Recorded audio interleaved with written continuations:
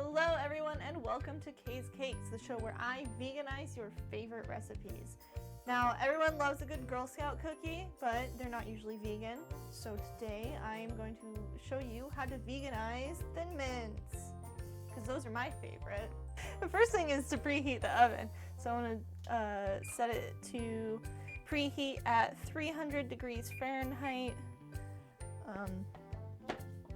Because I'm a filthy American and I don't know what the conversion is in Celsius, but there are websites for that.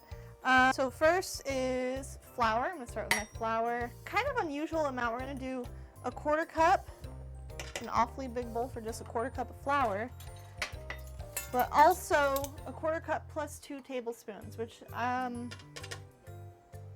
I don't see that a lot in recipes, but yeah.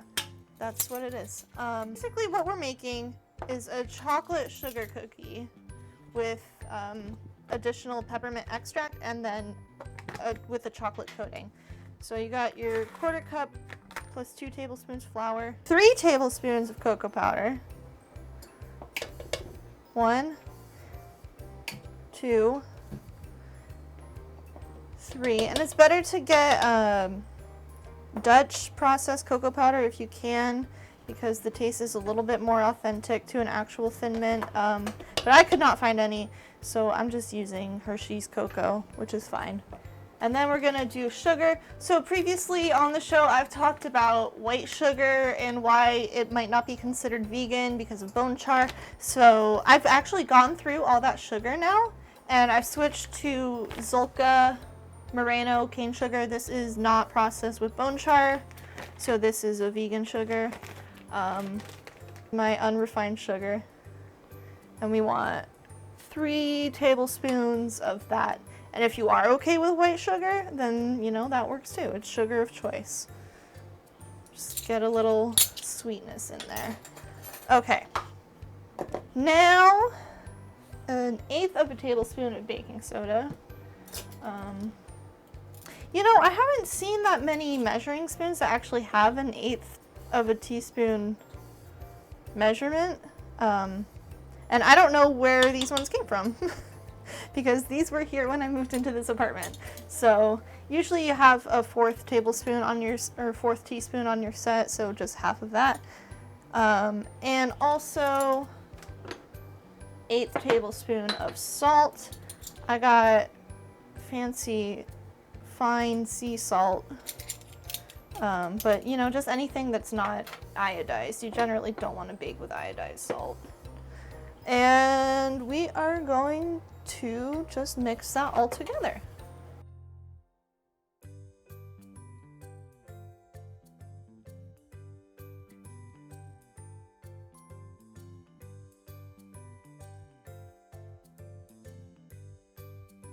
Okay, so coconut oil. You can also use like vegetable oil or canola oil or avocado oil, anything that doesn't really have a strong flavor. Coconut oil comes unrefined and refined. This is refined coconut oil, so it won't taste as coconutty. But yeah, you can use any any oil that doesn't have a strong flavor. So we're gonna take 2 tablespoons of this, and because it's coconut oil, it comes in this solid form, so I'm gonna have to melt it. Okay, melted coconut oil. I'm just gonna pour that right in. Whoop. And then 1.5 tablespoons of any non-dairy milk. I usually use soy milk. Today I'm using almond milk. It does not really matter at all.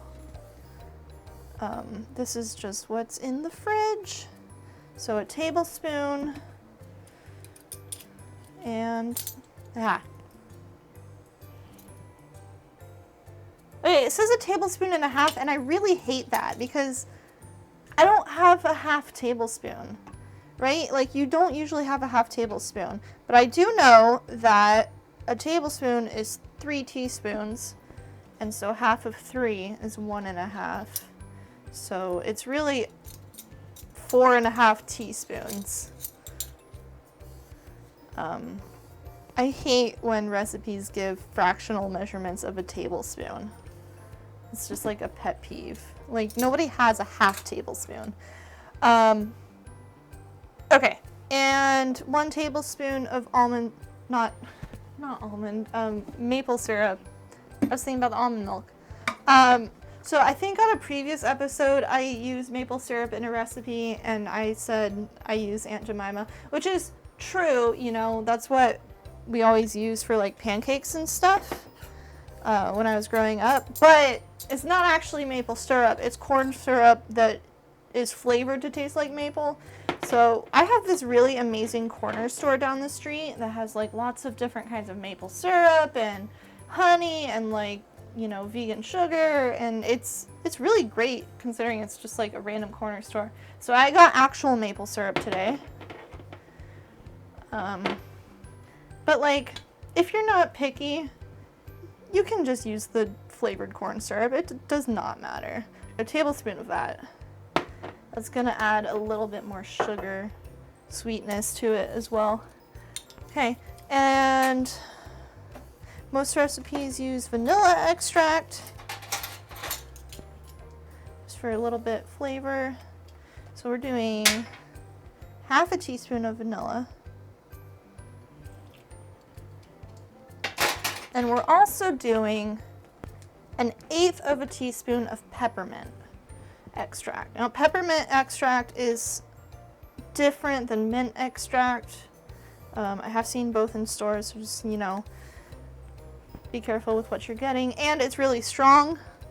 It tends to have a strong flavor, so that's probably why it is such a small amount. We're just gonna do the smallest, 1/8 of a teaspoon. I feel like I keep saying tablespoon when I mean to say teaspoon. 1/8 of a teaspoon of peppermint. Okay.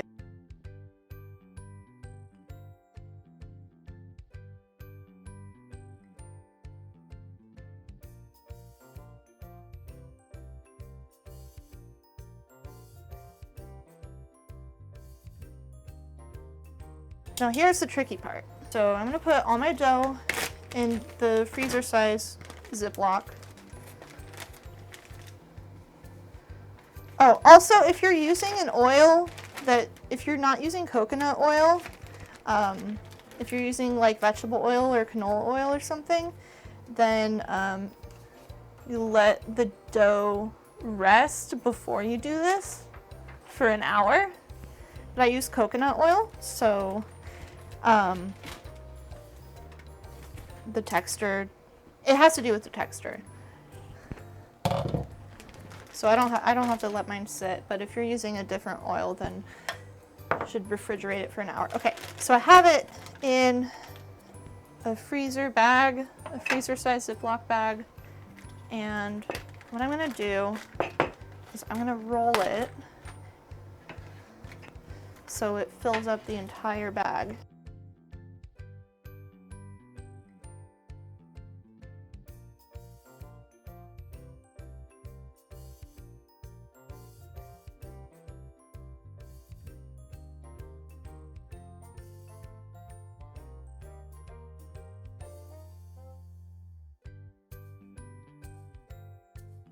But now what we're gonna do is I'm just gonna cut this top part of the bag off.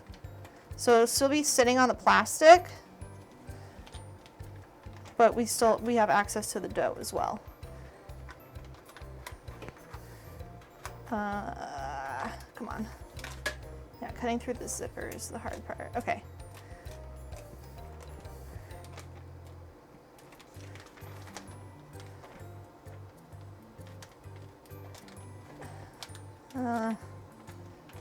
This side doesn't want to cut. Come on. Okay. Okay, so now we've got our nice thin chocolate peppermint dough. Thin mints are relatively small, so I have this nice, this is my smallest cookie cutter. It's actually a biscuit cutter, but you know.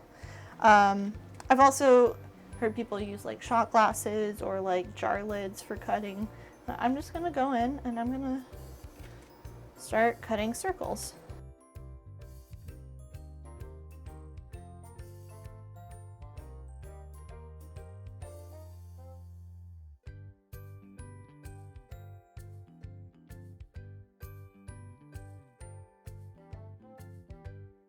Some of these look nice, some of these look not so nice. I'm just gonna like try to make them look a teeny bit prettier. You know, doing my best here. I just want to make things that taste good. And also, because it's like a waste to not use this extra dough. Because they're gonna spread a little bit in the oven. Okay, so we're gonna pop those in just for 10 minutes. Really short baking time on these. That's happening. We gotta do the other part of the Thin Mint, which is the chocolate coating, which is really simple, actually. So there's two ways to do this. One way is a combination of cocoa powder, coconut oil, maple syrup, and peppermint extract, and the other way is just to melt some chocolate chips and add the peppermint extract. So that's what I'm gonna do. Last time I used Enjoy Life brand chocolate chips. These ones are a little bit more expensive. They're a little bit fancier, but there's no milk in it unless you're buying, I mean, there's no milk in the semi-sweet ones. So it's fine. So half a cup. Oh, perfect. That's what I had left. One less thing in my cabinet. Okay, that's half a cup of vegan chocolate chips. Half a teaspoon of peppermint. So that's where you're getting a lot more of the peppermint flavor is in the coating.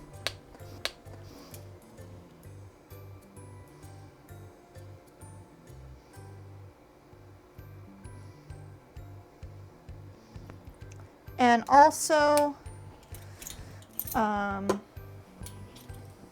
2 tablespoons of oil. I'm gonna use avocado oil for this one. Just this version of the coating is a lot smoother than the other mix.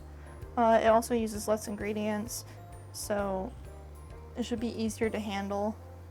But if you really want to go for it, there's the other version, which is 3.5 tablespoons of cocoa powder, 2.5 tablespoons of melted coconut oil, 1 tablespoon of maple syrup, and half a tablespoon of peppermint extract. Okay, so now this goes in the microwave.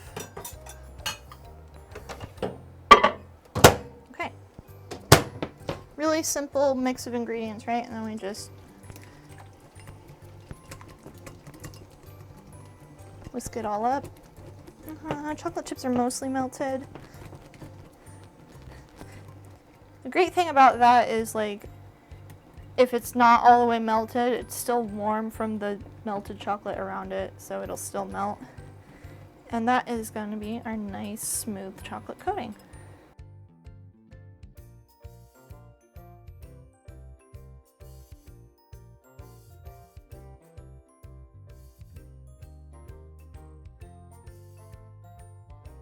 So now the cookies are nice and cool.